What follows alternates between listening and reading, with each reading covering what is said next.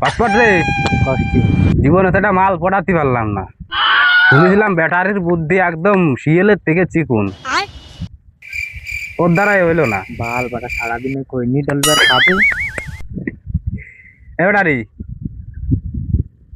একটু দিমাগ মিমাগ লাগা নাকি তোর বুদ্ধি কাজে লাগবে। একটু ওর বুদ্ধি দেখছেন এবার কাজ হবে। Idea Jimmy, I phone they.